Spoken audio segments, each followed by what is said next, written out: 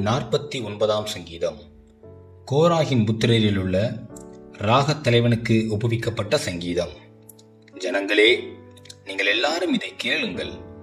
பூமியின் குடிகளே, சிறியோரும் பெரியோரும் ஐஸ்வர்யவான்களும் எளியவர்களுமாகிய நீங்கள் எல்லாரும் ஏகமாய் செவிகொடுங்கள். என் வாய் ஞானத்தை பேசும், என் இருதயம் உணர்வை தியானிக்கும். என் செவியை ஓமி மொழிக்கு சாய்த்து என் மறைபொருளை சுரமண்டலத்தின் மேல் வெளிப்படுத்துவேன். என்னை தொடருகிறவர்களுடைய அக்கிரமம் என்னை சூழ்ந்து கொள்ளும் தீங்கு நாட்களில் நான் பயப்பட வேண்டியதென்ன? தங்கள் செல்வத்தை நம்பி தங்கள் திரளான ஐஸ்வர்யத்தினால் பெருமை பாராட்டுகிற ஒருவனாவது தன் சகோதரன் அழிவை காணாமல் இனி என்றைக்கும் உயிரோடு இருக்கும்படி எவ்விதத்தினாலாவது அவனை மீட்டுக் கொள்ளவும் அவனிமித்தம் மீட்கும் பொருளை தேவனுக்கு கொடுக்கவும் கூடாதே. அவர்கள் ஆத்தும மீட்பு மிகவும் அருமையாயிருக்கிறது, அது ஒருபோதும் முடியாது. ஞானிகளும் மரித்து அஞ்ஞானிகளும் நிர்மூடரும் ஏகமாய் அழிந்து தங்கள் ஆஸ்தியை மற்றவர்களுக்கு வைத்து போகிறதை காண்கிறான். தங்கள் வீடுகள் நித்திய காலமாகவும் தங்கள் வாசஸ்தலங்கள் தலைமுறை தலைமுறையாகவும் இருக்கும் என்பது அவர்கள் உள்ளத்தின் அபிப்பிராயம்.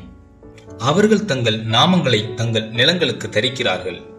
ஆகிலும் கணம் பொருந்தியவனாயிருக்கிற மனுஷன் நிலைத்திருக்கிறதில்லை.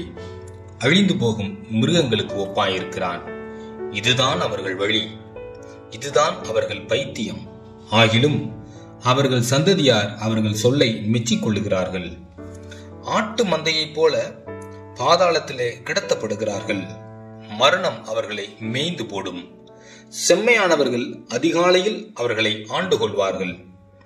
அவர்கள் தங்கள் வாசஸ்தலத்தில் நிலைத்திருக்க கூடாதபடி அவர்களுடைய ரூபத்தை பாதாளம் அழிக்கும்.